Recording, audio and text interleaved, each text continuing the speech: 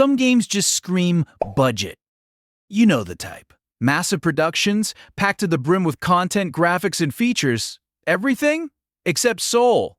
But Rhythm Doctor? It's different.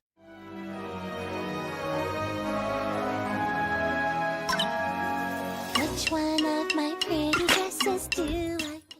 It doesn't have overproduced orchestral backdrops, no complex lore you need to memorize, and no flashy math-heavy character builds. Its visuals are so lo-fi they look like something from the NES era, or maybe a Flash game you played in a browser back in 2005.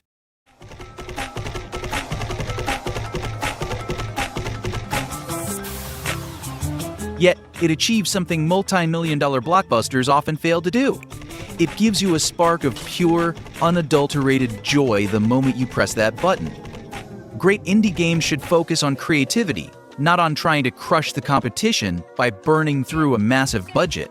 In an era of ray tracing, 4K textures, and hundreds of hours of open-world filler, we seem to have forgotten a game's primal function, to make you smile. Hey everyone, this is Indie Play.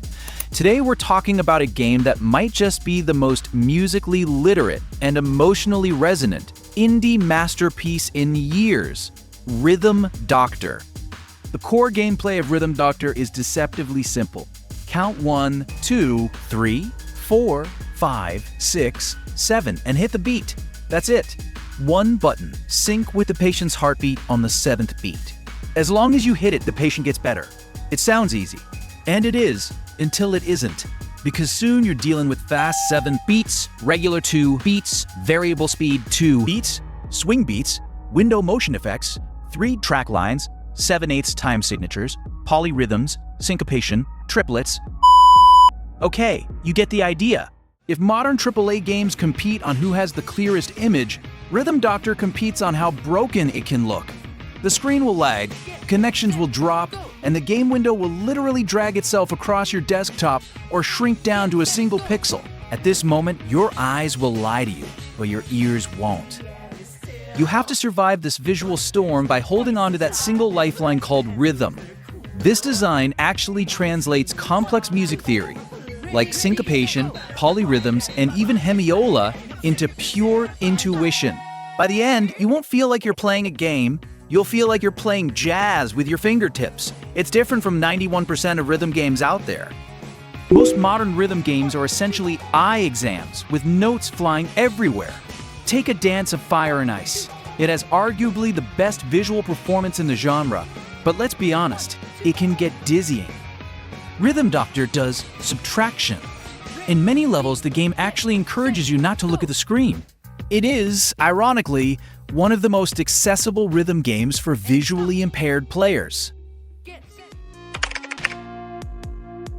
Although I call it simple, it is by no means cheap.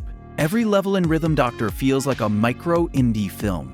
There are no epic sagas about saving the world here. Instead, you get the trivialities and absurdities of life. A boy heartbroken by a breakup, a corporate drone destroyed by caffeine, and even hallucinations caused by, well, I won't spoil that part. You play as an intern assigned to the hospital. You sit behind a screen watching everything through a CCTV feed. Doctors and patients speak to you, but you can't answer back. Just like you, the player, this intern belongs to the world but is detached from it. You are a participant but not a protagonist. When you see yourself on screen, you are just a long, disembodied arm hovering over a button. Here, the music is the story. Every track pushes the narrative forward, hitting right at the heart of these characters. There isn't a single line of dialogue explaining the plot twist. Yet through the tempo changes, the strobe lights, and a character's shy animation, you instantly understand the subtle chemistry between them. This is high-level storytelling. Show, don't tell. It proves that if the creativity is there, a few lines and pixelated sprites are enough to build a world you completely believe in. Trust me, the story is fantastic. It even touches on critiques of the medical system and capitalism, but I'll leave that for you to discover. Seeing this, I can't help but think about a strange trend in the industry lately.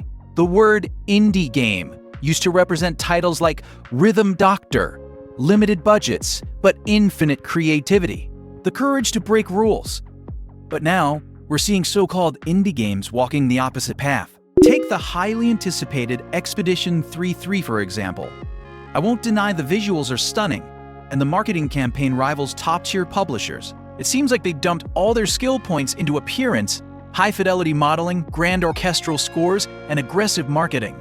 It feels like the developers believe that if they just throw enough money at it and make the graphics competitive enough, success is guaranteed, and I'm not denying their success. In fact, that is the standard path to success. Money begets money. But when games like this start sweeping Best Indie Game Awards, something feels off. If indie just becomes about piling up art assets and adding meaningless bloat to mask mediocre gameplay, then the indie spirit is dead. When an indie game starts competing on graphics and marketing budgets, it has already lost. Because in the race for creativity, money isn't the solution. It's often the problem. Rhythm Doctor is precious because it represents the original spirit of indie development, dreaming infinite dreams with finite resources. Back to Rhythm Doctor. This is a game that if you skip it because of the bad graphics, you will regret it for the rest of your life. It's not just fun, it's smart. It breaks the fourth wall, turning your screen, your keyboard, and your hearing into instruments. If you are tired of cookie-cutter open worlds or bored of so-called masterpieces that only try to please your eyes with ray tracing, please give Rhythm Doctor a try. Don't worry, the difficulty is adjustable. Even if you have zero rhythm, you'll find joy here. It is the ultimate cure for gaming burnout. Side effects may include uncontrollably tapping the spacebar whenever you hear a heartbeat, so what's your take? Do you prefer unique, soulful indie games like Rhythm Doctor? Or are you more excited about the industrial-grade indies with explosive graphics? Let me know in the comments. Don't forget to like and subscribe. It keeps this channel alive. See you in the next video.